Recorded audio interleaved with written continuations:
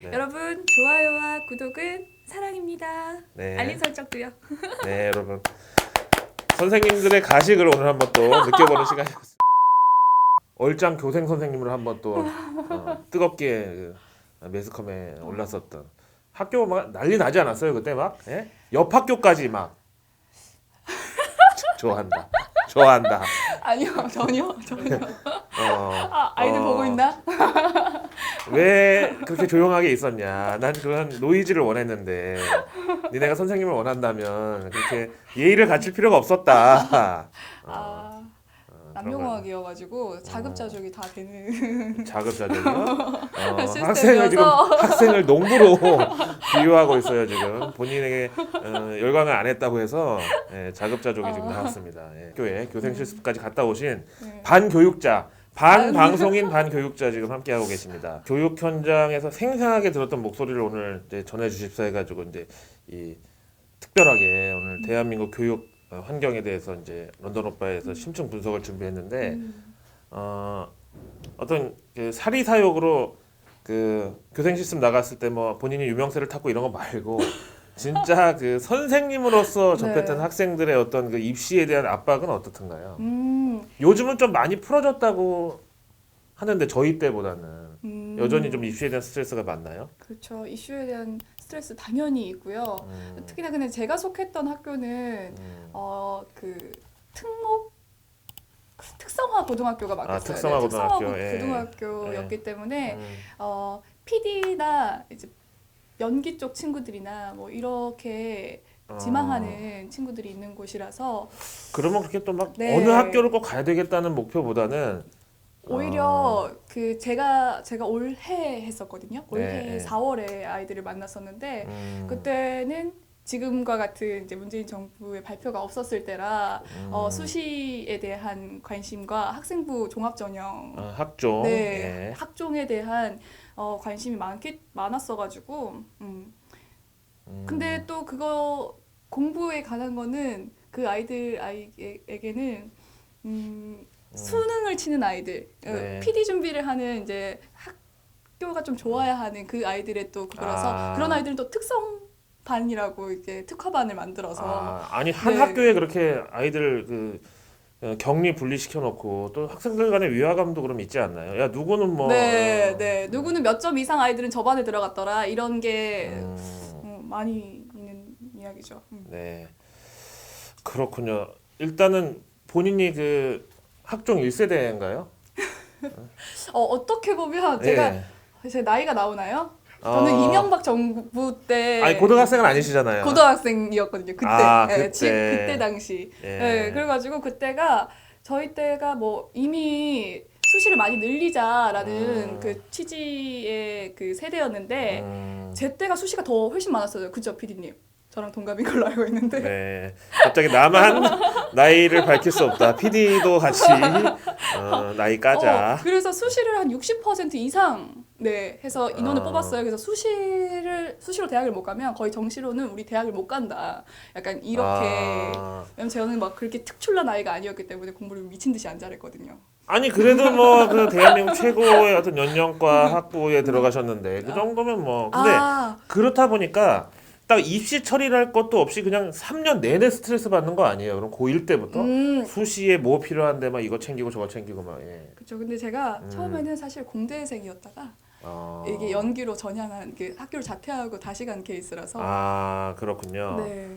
내 이름은 김삼순 이후에 전공을 완전히 180도 바꾼 분을 여러분 보고 계시고 그러다 또 갑자기 또 교육자로 또 여러분 해리성 장애라고 있어요. 여러 개의 인격을 가진 주변에 이런 분들이 있으면 약간 의심을 해봐야 됩니다. 네, 문과생 출신인데 학교는 공대를 갔고 공대를 자퇴하고 예체능으로 전향을 해서 그랬다가 또 다시 선생님이 됐다가 다시 아나운서가 된 여러분 그 해리성 장애는 꼭 나쁜 병은 아니지만 그래도 약간 의심을 해봐야 됩니다. 여러 개의 인격 그렇죠. 나쁘지 않아요.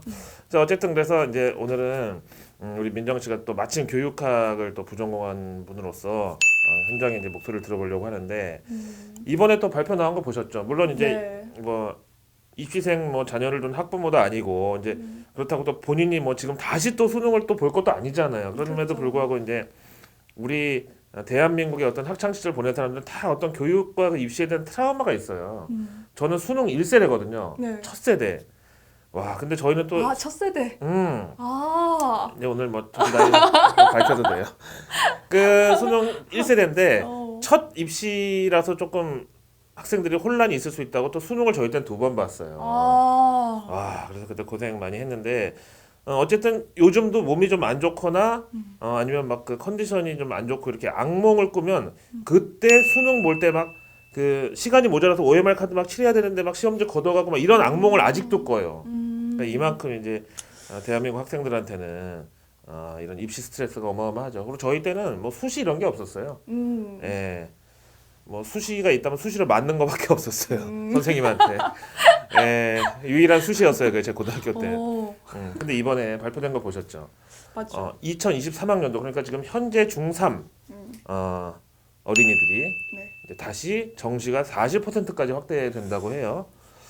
그렇게 되면은 어떻게 되는 거죠? 지금 솔직히 이 조국 전 장관의 어떤 자녀 입시 비리 의혹 네. 아직까지 이제 판결 안 났으니까 이것 때문에 오히려 그 과도한 경쟁과 사교육을 부추길 수 있는 그런 이제 뭐 학종이나 뭐 이런 그 수시를 확대하자고 했던 게 오히려 다시 지금 리턴하고 있잖아요. 네. 그래도 정시가 더 공정한 것 같다 이런 건데 네. 이렇게 되면 또 어떻게 되는 거예요? 본인은 어쨌든 첫 그 수시 확대 세대였었는데 그 전으로 다시 지금 돌아간다고 하잖아요. 그렇죠. 아무래도 고민하는 척을 막 하고 있는데 저도 사실 솔직히 파급력에 대해 나만 아니면 돼. 난 이미 대학 다 갔고 난 이미 아나운서가 됐는데 약간 이런.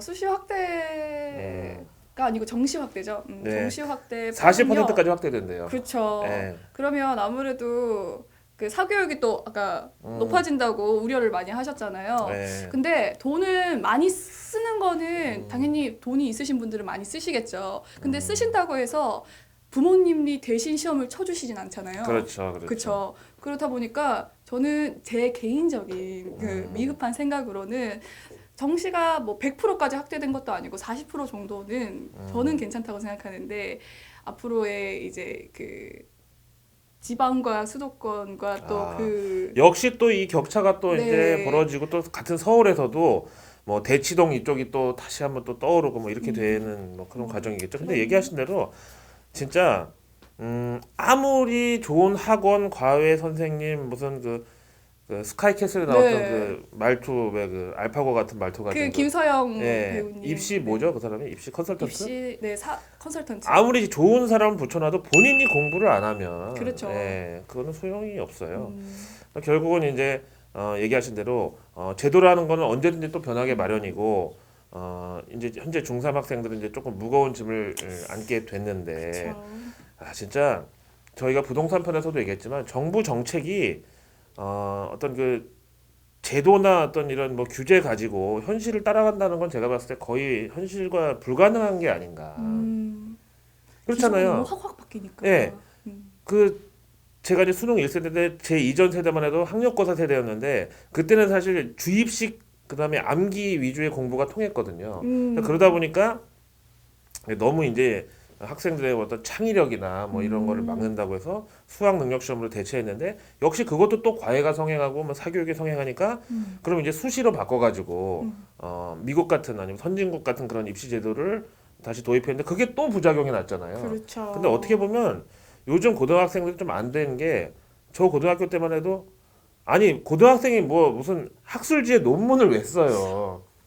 아니 그리고 맞아. 예 무슨 의대 실험실에 왜 가? 네. 이거 진짜 할 필요 없는데 오히려 학생들을 더 이중으로 고생을 시켰어요. 네, 제 아는 지인 중에 두 명이 있는데 두 분 다 이제 뭐 S대, 서울대 예. 출신이에요. S대면 S대고 서울대면 네, 서울대지 S대 서울대를 두 개 다 얘기하는 거는 뭐 강조인가요? 서울대라고 말해도 되는 것 같아가지고 예. 그래서 그 서울대 출신인데 한 친구는 자기 의대를 갔기 때문에 스카이캐슬이 워낙에 인기였잖아요. 그래서 학종으로 해서 의대를 보내는 사업을 해서 완전 성행을 하고 있어요. 아니 진짜 부르는 게 값이겠죠. 그렇죠. 진짜. 그렇게 한 친구가 한 명 있고 한 친구는 이 친구가 서울대 공대야. 그러니까 남동생이 있는 거야.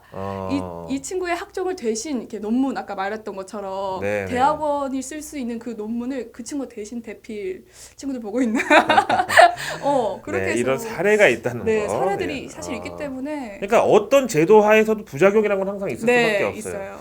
지금 이제 얘기하시는 거 들어보니까 역시 교육 부전공자답게 약간 수업하는 것처럼 약간 강의를 들어가려고 하네. 틈만 나면 가르치려고 하네. 많이 가르쳐 주세요. 네. 자, 그래서 이제 정부에서는 2025년부터 외고, 자사고, 국제고 뭐 이런 특목고를 다 일반고로 전환하는 이제 정책을 추진하고 있는데 과연 이렇게 한다고 하면은 또 그 중학교판 또 이런 정시 확대가 또 생기는 거 아니냐. 그럴 수 있잖아요. 그렇죠. 고등학교에 정시 확대한다고 해서 또 막 사교육 열풍이 또 중학교로 내려가는 거 아니냐. 이런 사실 그 어떤 시각도 있는데 말씀드린 대로 그 이번에 조국 전 장관 그 자녀 입시 문제에 불거지면서 정치권 뭐 기업인 다 확대돼서 보니까 수시라는 걸 활용하고 이제 학종 이런 걸 활용해서 오히려 기득권층이 더 그걸 악용하는 사례가 많더라. 이런 거였잖아요. 그렇죠. 뭐가 답일까요? 일단 이거 보면서 공정한 얘기를 하죠. 이 쉽지가 않은데. 정권에서도 답을 못 내는데 너들 오빠한테 답이 뭐냐고. 그러니까. 너는 좀 약간 좀 그런 것 같아요. 일단 이거는 학군별 대입 정시 비중 그리고 특목고 진학률을 이제 표로 나타낸 건데 지금 이제 보시는 대로 이거는 이제 중학교에서 고등학교 올라가는 거를 네. 표로 표시한 다음에 그 다음에 그 학생이 또 대학 진학한 것까지 이제 어떤 뭐 추적 조사를 한 건데요. 일단 이제 뭐 보시는 대로 이 심정섭의 대한민국 학군 지도라는 자료예요. 그 X축, Y축, 일사분면 이것도 네. 나오죠. 일사분면에 일사분면. 보시는 대로 X축이 2018학년도 서울대 4명 이상 배출한 학군별 고등학교 정시 평균 인원, 그다음에 Y축이 학업 성취도도 90% 이상, 그러니까 상위 10% 이상에 드는 중학교 각 학군별로 특목고 진학자가 어떻게 되는지 이걸 보여주고 있는데 이 표를 지금 보신 대로 간단하게 정리를 해드리면 이미 중학교 때부터 수능 대비 학원가가 이렇게 밀집되어 있는 뭐 대치, 반포, 송파, 목동 이런 데가 역시 계속해서 강세를 띠더라. 그러니까 이런 좋은 학군이나 좋은 학교에 가는 고등학생들은 이미 중학교 때부터 그렇죠. 공부를 다 했더라. 결국은 위에서부터 내려가서 보면 명문대에 진학하는 그런 학생들은 고등학교 때부터. 그럼 그 고등학교에 진학하는 학생은 중학교 때부터 이미 다 대비가 돼 있기 때문에 그렇죠. 결국 지리적으로 봤을 때는 대치, 반포, 목동이 강세를 보이고 있고 앞으로 정시 확대되면 이 지역들이 더 뭐 부동산 값이든 그러니까 집값이 엄청 올라가지고. 아니면 학생들의 유입 인구든 뭐 여러 가지 강세가 유지될 것이다. 그다음에 이제 중위권을 보면은 네. 평촌, 일산, 중계동, 송파 이렇게 되는데 여기 약간 신도시, 그렇죠? 근데 이제 평촌 같은 경우에는 가수 김종국 씨가 나온 신성고 요 효과 때문에 약간 과장이 돼 있다고 해요. 왜요? 김종국 씨가 신성고 다닐 때는 그냥 이 뺑뺑이라고 하는 학군으로 가는 네. 학교였는데 신성고가 이제 약간 뭐 특목고로 바뀌어가지고 요즘은 신성고 더- 하나가 평촌 일대의 모든 이 수준을 올려놓는 그런 효과를 보이고 있대요. 그다음에 이제 일산은 상위권 학생 대부분이 이제 뭐 파주 운정고 같은 데 이런 데처럼 정시만을 노리는 이런 학교 지원자가 많은 걸 또 감안하고 그다음에 송파의 경우는 솔직히 약간 애매하잖아요. 근데 그런가요? 신도시 요즘에 뭐 워낙 거기 뭐 입주 물량 쏟아지고 하고 있는데 이제 그거보다는 일단은 지리적으로 대치동에 가깝기 때문에 지리적으로 약간 대치동 학습권역 약간 편승 이런 걸로 판단을 한대요. 그다음에 이제 하위권이라고 하긴 좀 그렇고 요즘에 이제 소득 하위 계층도 차상위권이라고 하잖아요. 그러니까 우리가 차중위권 이렇게 부른다면 분당, 수원, 광교, 그다음에 강동, 뭐 거여지구 이런 쪽, 네. 그다음에 송도, 인천 이렇게 꼽혀요. 다만 이제 조금 분당 같은 경우는 소득 수준도 그 부모들이 높고 이제 교육열도 높고 한데 그 최상위권 학생들이 뭐 어차피 뭐 서울로 가나 아예 뭐 외고나 아니면 과학고를 지방으로 가나 마찬가지이기 때문에 네. 기숙사가 갖춰진 전국권의 특목고나 자사고나 과학고로 이제 많이 진학을 하기 때문에 그렇죠. 약간 분당은 차중위권에 들어갈 그룹은 아닌데 그럼에도 불구하고 여기 이제 억울하게 들어갔다는 거고 그 다음에 제가 뭐 부모님이 분당 사셔서 그런 게 아니라 분당일 진짜 잘하시네요. 예, 그런 상황이에요. 그리고 뭐 전 여친도 이제 분당에 살았었는데 예, 전 여친. 네, 분당이 좋지만은 않아요 저는. 그래요? 하여튼 팩트로 봤을 때 그래요. 그다음에 수원, 광교, 강동, 송도, 인천도 역시 약간 아까 앞에서 보셨던 평촌, 일산 뭐 이쪽보다는 좀 약간 처지는 것으로. 자, 결론은 네.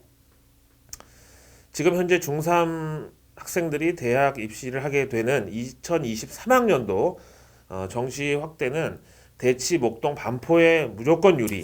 늘 그랬듯이. 예. 늘 달라질 건 없다. 늘 그랬듯이. 학종이든 뭐 정시든 수시든 하여튼 어떤 그 비어클만 바뀔 뿐이지 그렇죠. 결국은 이제 약발을 받는 곳은 결국 한정돼 있다.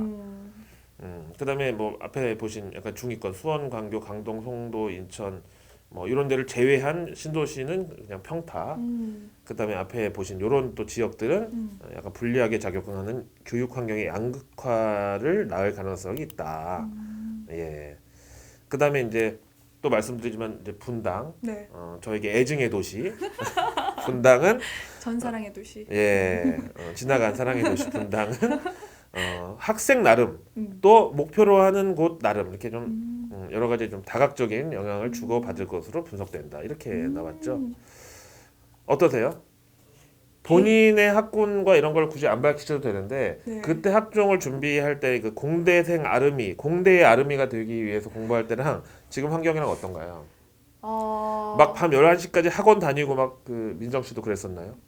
네, 저도 그랬죠. 저도 그러고 저는 막 논술도 공부하고 뭐 이것저것 학생부에 치중 많이 있었죠. 네. 근데 저는 개인적으로 제 얘기를 안 할 수가 없는데 저는 지방 출신이에요. 예. 대구에서 학교를 다녔었는데 그때 당시에 이명박 정부 때라서 일반고에서 자사고로 편입이 되고 학교 그렇죠. 자체가 예, 갑자기. 네, 갑자기 편입이 되고 아이들의 그 소득 수준이 이제 후배들이 확 늘어났어요. 부모의 소득 수준. 그렇죠. 아이들의 소득 수준. 아이들의 소득 수준이면은 삥을 뜯는 그렇죠, 수준을 그렇죠, 얘기하는 그렇죠. 건데 그거는 여러분 안 됩니다. 학교 폭력은 안 되죠. 형을 살아야 됩니다. 그래서 후배들의 소득 수준 이게 이 갈치가 아닌 후배 부모님들의 소득 수준 네, 이거 확실해줘야 돼요. 그러니까 삥을 큰일 납니다. 뜯는 네. 아나운서가 삥을 그렇죠. 뜯었다는 표현을 또 네. 부모님들의 소득 수준이 그렇죠. 생각보다 너무 차이가 나서 어떤 일이 발생했냐면 네. 저희 때는 그 보통 수학여행 어디로 가시죠? 저희 때는 무조건 경주였어요. 진짜 너무 불행한 세대. 아니 불국사만 봐도 이제 화가 나요. 이제. 예. 저희 때는 제주도. 예. 제주도였거든요. 그래서 기껏해야 제주도 아니면 조금 멀리 가도 일본, 뭐 중국 정도였는데 요 밑에 친구들은 이렇게 한 거지. 미국 갈래, 유럽 갈래, 제주도 갈래 이렇게 아니, 세 가지. 고등학생이 수학여행을 네. 미국, 유럽으로 간다고요? 네. 와 이거 완전히 그 꽃보다 남자 F4만 네, 그런 수준이네. 그리고 학교 통학버스가 있었거든요. 네. 그게 저 때는 500원 주면 탈 수 있었어요. 근데 이 밑에 후배들은 5,000원. 5,000원이요? 네. 냉난방 완비. 그러니까요. 약간 침대 시트. 거의 뭐 그런 리무진 거죠. 버스.